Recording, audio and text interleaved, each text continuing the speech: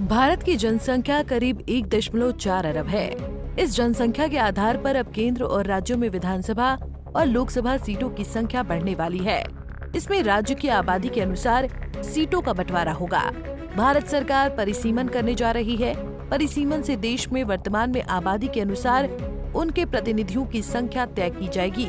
विधानसभा और लोकसभा सीटों में बढ़ोतरी होगी। ये परिसीमन 2026 में होना है, लेकिन भारत के दक्षिण राज्य में इसको लेकर बेचैनी है। तमिलनाडु के मुख्यमंत्री स्टालिन ने परिसीमन को लेकर ऑल पार्टी मीटिंग बुलाई है। इसमें सीटों की संख्या को 1971 के परिसीमन के आधार पर रखने की मांग की गई है। आइए समझते हैं क्या है पूरा मामला। दरअसल तमिलनाडु के मुख्यमंत्री स्टालिन ने ऑल मीडिया पार्टी मीटिंग रखी। इस मीटिंग में तमिलनाडु के मुख्यमंत्री ने सभी दलों को बुलाया था। हालांकि बीजेपी और उसकी सहयोगी पार्टी तमिल मलीना कांग्रेस एम के नेता इस पार्टी मीटिंग में शामिल नहीं हुए। बीजेपी ने इस पार्टी मीटिंग को असल मुद्दों से ध्यान हटाने वाला बताया। तमिलनाडु के मुख्यमंत्री ने इस मीटिंग में हिंदी थोपने और परिसीमन को लेकर अपनी बात रखी। मीटिंग में केंद्र की बीजेपी सरकार पर निशाना साधा गया। इस दौरान स्टालिन ने बीजेपी को तमिल राजनीति के खिलाफ बताया। बीजेपी पर तमिल भाषा के प्रति दिखावी रवैये का आरोप भी लगाया। स्टालिन ने इस मीटिंग में लिए फैसलों की जानकारी सोशल मीडिया प्लेटफॉर्म एक्स पर साझा की। एम के स्टालिन ने केंद्र सरकार से क्या मांग की है? प्रतिनिधित्व की रक्षा। तमिलनाडु का कहना है कि उसकी मौजूदा संसदीय प्रतिनिधित्व, चाहे वो संख्या में हो या प्रतिशत में, को किसी भी रूप में कम नहीं किया जाना चाहिए।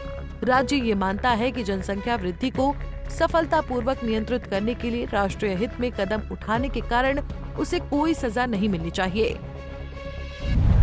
1971 की सीट आवंटन प्रणाली का विस्तार। राज्य प्रधानमंत्री से ये आश्वासन चाहता है कि 1971 की जनसंख्या आधारित सीट आवंटन प्रणाली को अगले 30 वर्षों तक जारी रखा जाएगा। सीटों की संख्या के साथ तमिलनाडु का प्रतिनिधित्व बढ़े। अगर संसदीय सीटों की संख्या बढ़ाई जाती है तो तमिलनाडु का प्रतिनिधित्व भी उसी अनुपात में बढ़ना चाहिए, ताकि राज्य का 7.18% हिस्सा बनाए रखा जाए। परिसीमन पर कोई आपत्ति नहीं, लेकिन इसका दुरुपयोग नहीं हो सकता। तमिलनाडु परिसीमन का विरोध नहीं करता, लेकिन ये सुनिश्चित करना चाहता है कि इसे प्रगतिशील राज्यों के खिलाफ एक हथियार के रूप में इस्तेमाल नहीं किया जाए। वहीं बात करें तमिलनाडु की, तो राज्य में अगले वर्ष विधानसभा चुनाव होने हैं। तमिल में स्टालिन की डीएमके सत्ता में है। तमिल राजनीति में डीएमके को अगर किसी दल ने कड़ी चुनौती दी है तो वो थी एआईडीएमके, लेकिन आज डीएमके राज्य में सबसे बड़ा दल है।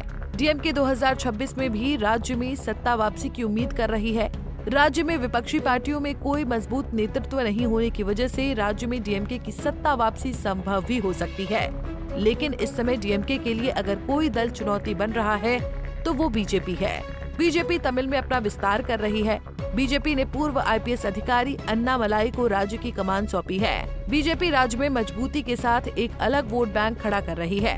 तमिल की जातिगत राजनीति को पार पाना बीजेपी के लिए इतना भी आसान नहीं है, इसलिए राज्य में बीजेपी भ्रष्टाचार जैसे मुद्दों को उठा रही है। लेकिन डीएमके बीजेपी की राजनीति को हिंदी पट्टी की पार्टी बताकर राज्य में उसके विस्तार को रोकना चाहती है। यही वजह है कि तमिल के सीएम बीजेपी पर राष्ट्रीय शिक्षा नीति 2020 के तहत हिंदी थोपने का आरोप लगा रहे हैं। तमिल की राजनीति में हिंदी एक भावनात्मक मुद्दा है, लेकिन तमिल की राजनीति में सबसे बड़ा मुद्दा वहाँ की जातिगत व्यवस्था है। ये जातिगत राजनीति ही है जो तमिलनाडु में उप मुख्यमंत्री उदयनिधि स्टालिन को हिंदू धर्म के प्रति अभद्र भाषा का प्रयोग करने की इजाजत देती है। तमिलनाडु की राजनीति में हिंदू धर्म को सामान्यतः नकारा गया है। बहरहाल तमिलनाडु ने परिसीमन को लेकर अपनी चिंताएं व्यक्त की हैं।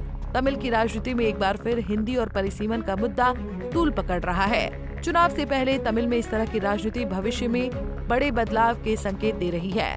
तमिलनाडु में डीएमके को सत्ता परिवर्तन का डर सता रहा है। आने वाले दिनों में तमिल राजनीति किस ओर रुख करती है, इस पर सबकी नजर बनी रहेगी। देश और दुनिया की बाकी खबरों के लिए देखते रहिए पंजाब केसरी टीवी। हमसे जुड़े रहने के लिए हमारे YouTube चैनल को सब्सक्राइब करें और नई वीडियो की नोटिफिकेशन के लिए बेल आइकॉन को दबाएं।